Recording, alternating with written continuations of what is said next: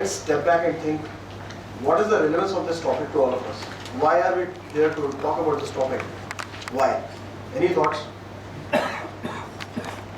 Oh, you heard a lot of it. See, what is happening is, I'm sure all of you know, of late, with increasing globalization, increasing commercialization, what has been happening is, there are a lot of deals which are happening. Mergers, acquisitions, stake sales, capital reductions, buybacks, and there are a whole host of reasons other than tax. We will get into the nitty-gritties, but there are a whole host of reasons why these things are being done. So if I had to just quickly think about what are the recent deals which have happened in this space, think about the Etihad deal. All of you must have read about it. Google acquiring a company in India, Bangalore-based Impremium. Aditya Birla acquiring a stake in JP Cements. And the stakes involved in all of these deals are very, very high. Some 3,000 crores, 5,000 crores. And what happens is, unless you plan your deals very properly, there is going to be someone which is on the left-hand side, taxman, who is going to knock at your doors. Just go back and think, the deal of Vodafone, the famous Vodafone 1, had it been planned a bit better, probably, Vodafone would have not got this litigation which is having. And I'm not saying that you can stop the taxman from coming to your steps, but if you are able to do your homework very well, you can mitigate it. Because see, taxman being unreasonable, you cannot stop, well appreciated. But if your homework is ready, you have a better defense to argue. That's the whole point. So just to give an illustration, see all these companies like Nokia and Shells of the world, though they were doing something bona fide, they still have the taxman at their door. But what is going to happen is, this Vodafone and Shell, the share issue thing which is going to come up before the Bombay High Court, they have a very good defense to argue. That's the difference between the Vodafone 1 and Vodafone 3. I'm sure everyone knows about Vodafone 1 and 3. Vodafone 1 is when Vodafone acquired Hutchinson's stake, and Vodafone 3 is the transaction where Vodafone India had issued shares to the overseas Vodafone group companies. So, having said that, let's spend a few minutes on why people would like to do some business restructurings. Any thoughts? I just said a few minutes back. We have to participate. Certainly. Okay. Anything else? Saving of tax. Okay. I hope there is no tax guy in this room. Okay. Anything else? Yeah. Family arrangements. Okay. So. Family arrangements. Okay. Partition. Beyond the point, probably organic growth is not a solution. That's. I think that was the precise answer I was thinking about. See, what is happening is, globally as you see, globalization happening, people going across border, and competition increasing. See, gone are the days when people used to have monopoly. Those markets are gone. Today, each industry, and 99.99% of them, are operating in either highly competitive market or they are oligopolistic. Which means that for you to survive and then grow, you need to keep innovating. Keep innovating in all terms. How do you monitor your supply chain? How do you restructure your supply chain so that efficiencies can be achieved? How do you cut on some of the costs? How do you cut on some duplicative costs? How do you place let me give you an example. In a multinational organization, typically R&D sectors have been set up at various locations. It's a duplication. Why don't we have a central R&D hub? So with that objective, what has happened? So that is one of the commercial objectives why a restructuring is being done. So what these type of MNCs do is that they try to close down on all of the R&Ds and create a central R&D hub which will be doing R&D for all group companies. The result, a better transfer pricing policy in place. The result, consequent reduction in the taxation, and obviously economies of scale, etc. will result. So that's some of the reasons. even if you think about customer demands, many a times what customers will prefer is to have a low cost product.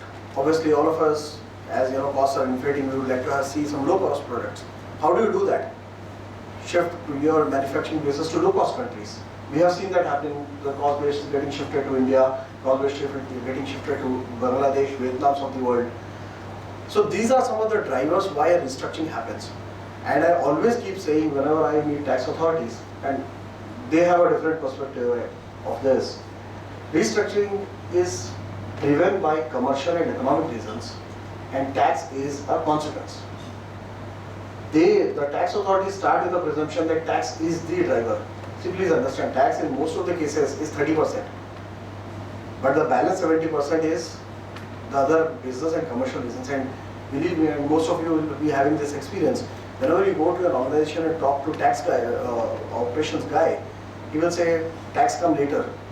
It's the operations first.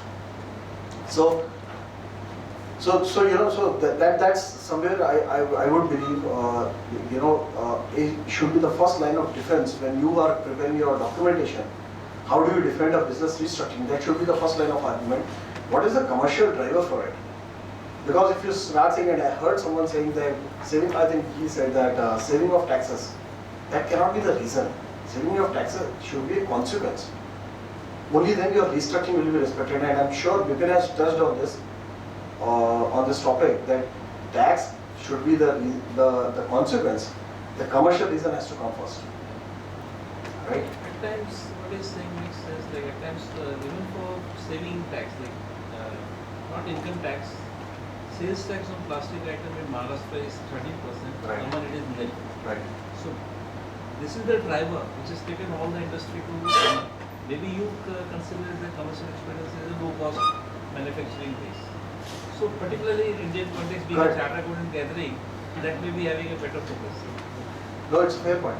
So as I said, even if you look at there, like people had warehouses in various states because of the CST problem and the domestic VAT problem. So when they are creating these things, it's not income tax which they are trying to save, they are trying to overall reduce the cost. That cost is the driver. So I think how do we position it also plays a lot of challenge, role in this. And unless we are able to put across the right words and the right meanings, so the way you said tax, I think the way he said cost, there's a huge difference in this. That needs to be taken care of, and we will touch upon this in a bit more detail when we talk about it in later slides. So I'm not going to talk too much on this unless any of you wants me to talk about, because I think in earlier presentation this must have been touched upon. But if any of you want a specific thing, I will be happy to talk. What happens is there are some common concerns when a business restructuring is being done or a reorganization is being done. What happens to the exit charge? Is an exit charge payable in the first place? What is the quantification of the exit charge, and who should get that exit charge? So, an exit charge on what? Is there an IP generated? Is there a valuable in the first place? So on and so forth. Then I have spoken about substance requirements. You need to have right substance in place. There are P risks, etc., which arise from this. Indirect tax implications we just spoke in brief. Commercial rationale. So all of these things have to be taken care of whenever you are doing a business restructuring or a reorganization, for your reorganization to be respected by the tax authorities. Any thoughts on this before we move to the next slide?